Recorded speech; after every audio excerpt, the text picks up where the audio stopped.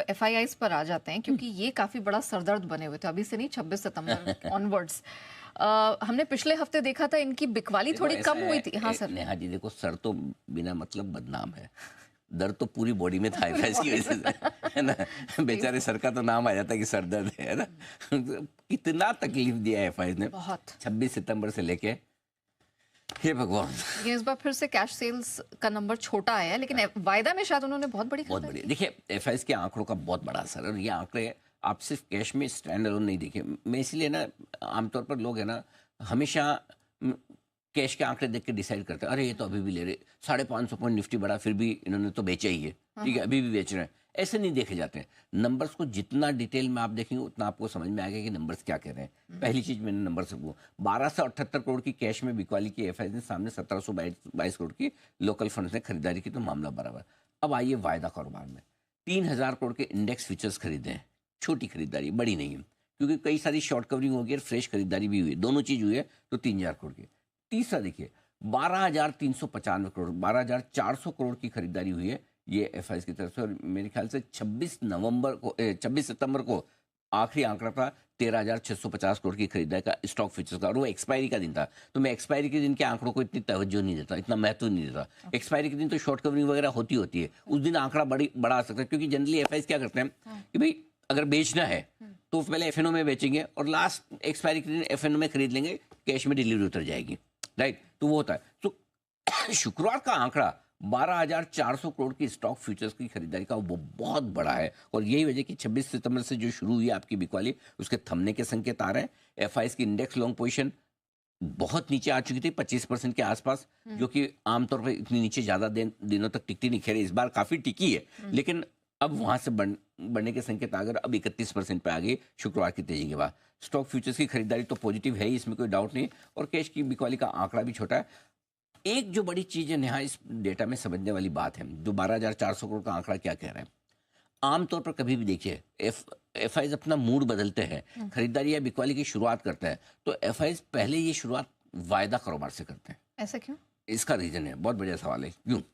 देखिए आमतौर पर निफ्टी, बड़े स्टॉक्स, एफएनओ वाले स्टॉक्स, इनकी लिक्विडिटी कहाँ ज्यादा है? इनकी लिक्विडिटी एफएनओ में। सर एफएनओ में एक लोट की साइज 10 लाख 15 लाख रुपए, आपको 15 लाख रुपए के शेयर बेचने, एक लोट बेच दीजिए, राइट। खरीदना है एक लोट में 15 लाख। कैश में यही अगर इतना करना हो तो कैश में वॉल्यूम्स कम है, राइट। या तो आप लॉट मैच करें तो अलग बात है। तो इसलिए आमतौर पर कभी भी एफआईएस का मूड बदलेगा खरीदने का या बदलेगा, पहले एफएनओ के डेटा देखिए। एफएनओ के डेटा, अच्छा समझो आप सोचेंगे कि एफएनओ में फ्यूचर में खरीद भी लिया तो क्या, उनको तो डिलीवरी लेनी है, तो कोई दिक्कत नहीं, महीने के अंत में एक्सपायरी के दिन पोजीशन रिवर्स कर लेते हैं, फ्यूचर्स बेच के कैश की डिलीवरी ले लेंगे, आराम से होती है पोजीशन, कोई दिक्कत नहीं। सो इसलिए एफआईएस का एक्शन हमेशा जब शुरू होता है तो एफएनओ से होता है, बिकवाली का भी और खरीदारी का भी। तो ये खरीदारी का एक्शन जो एफएनओ में शुरू हुआ, ये आपको ट्रेंड बदलते हुए दिखा रहा है। ये बहुत इंपॉर्टेंट चीज है जो आपको समझनी चाहिए। तो एफआईएस की तरफ से बिकवाली रुकने के, खत्म होने के, और अच्छा दूसरी बात एक और चीज है, इतने सारे पॉजिटिव, चलो एफआईएस को किसी को बेचना ही है, आपको, आप एफआई हो, आपको बेचना है, ठीक है। अब आपके सामने 4 ट्रिगर दिख रहे हैं, और आपके सामने दिख रहा है बाजार ओवर सोल्ड है, यहाँ से 1000-1500 को तो निफ्टी आराम से बढ़ सकता है। फॉर एग्जांपल कि आप 23,200-300 से 1000 पॉइंट आराम से बढ़ सकते हो, ठीक है।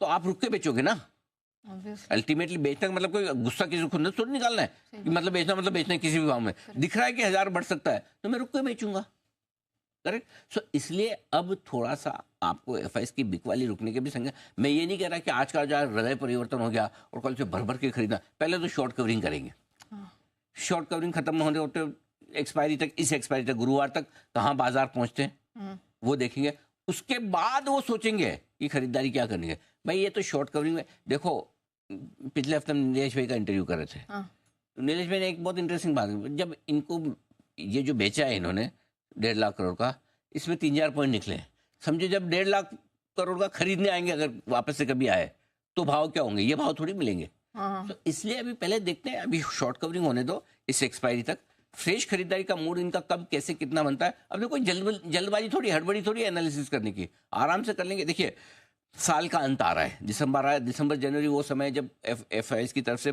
अलोकेशंस होते हैं एमर्जिंग मार्केट्स में, इंडिया में भी होंगे, अमेरिका में ब्याज दरें जब भी घटती है, एमर्जिंग मार्केट्स का अलोकेशन बढ़ता है। ट्रम्प साहब के आने के बाद चाइना के बजाय हमें प्रेफरेंस फिर से मिलेगी, हमारे वैल्यूएशंस भी ठीक हो गए, बाजार भी घट गए। और आप देखो, मैं आपको एक बहुत इंटरेस्टिंग डेटा देता हूँ।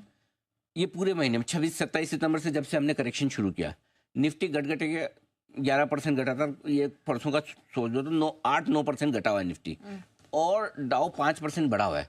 तो हम 13-14% नीचे चल रहे हैं अमेरिका से, रिलेटिव परफॉर्मेंस। गैप हमें फिल इतना करना गैप है। मतलब ऐसा थोड़ी कि अमेरिका अच्छा हम बहुत खराब है, हम थोड़े महंगे तो सस्ते हो गए। चलो मैं बोलता हूँ 14 नहीं 7% तो बढ़ सकते हैं। साथ ही क्यों? मैं वही बोल रहा हूँ। हाँ, आप नहीं 14% का गैप है, हम 7% का गैप भी पूरा कर लें।